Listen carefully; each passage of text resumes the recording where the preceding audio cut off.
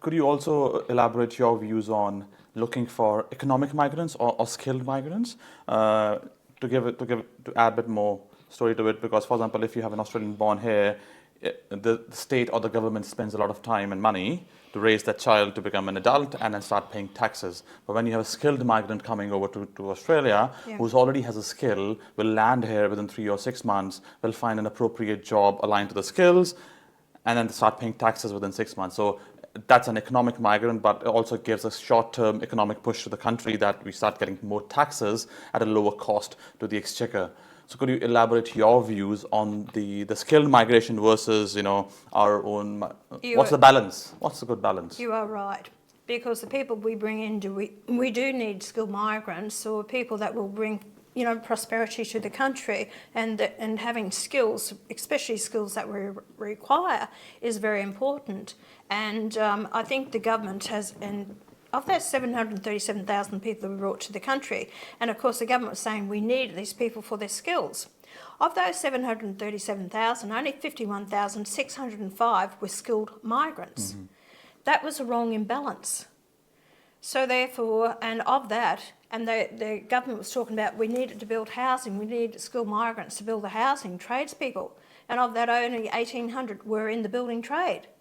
So that's not relevant to what we need here. So the government brought in these migrants, and a lot of these migrants, what Australians don't want, what I don't want, is people to come here, migrate here, and end up on a welfare system. Mm-hmm. We're burdened with that. And we can't keep bringing people purely for that, because it was only to prop up the economy of productivity. Could you talk also on a bit of an economic reform and most recent economic reforms that you think are relevant, and also from a point of view of what are things to be done today from an economic reform point of view, so that the next 10, 20 years, the housing affordability is better, cost of living improves, and how might we achieve a scenario when a single income household could live an average life? Yeah.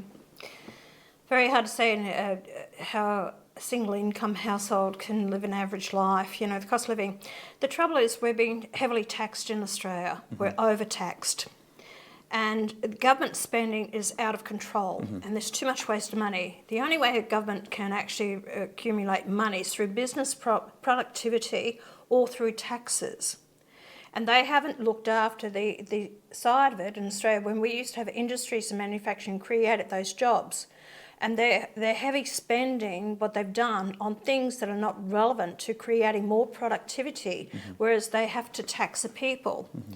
So people are being heavily taxed, whether it's from local government, state, or through the federal. So that's where people are suffering. Cost of living will not be addressed in this country until we look at the main cost, in my opinion, is the push about climate change, is increasing the cost of electricity. Electricity affects everything in our life, whether it's industry, manufacturing, down to the food chains, they're selling it, whether it's the farmer who needs it for irrigation, even the average household.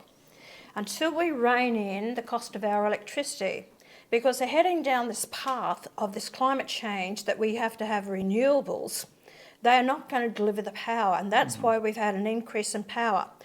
Deal with the cost of power, you will reduce the cost of living right across the board, and we used to have the cheapest power. Now we've got one of the most expensive powers in the world. And that's why I'm not against renewables. We must have a diversity of power. So whether it comes from renewables, I want to have a discussion about nuclear. We need to look at putting nuclear in.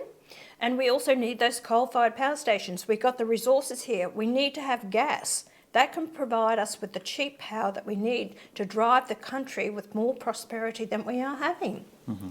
So, with housing, what I would do with housing is, and I've been saying this for years, stop foreign ownership of our housing and our agricultural land. We don't need it, and that's driving up the cost of it. A lot of foreigners are banking the money here, buying up housing, leaving it empty, and of course that's driving up the cost. Demand drives cost. So when you've got a shortage of housing, it is. And it's good to see that the Liberals are going to take up my policy on stopping foreign investment, but only for 2 years. But I would go further than that. I'd make it indefinite. And I would also say those foreign investors here that are not Australians owning property here, I'd give them 2 to 3 years to sell their property, otherwise it would be confiscated.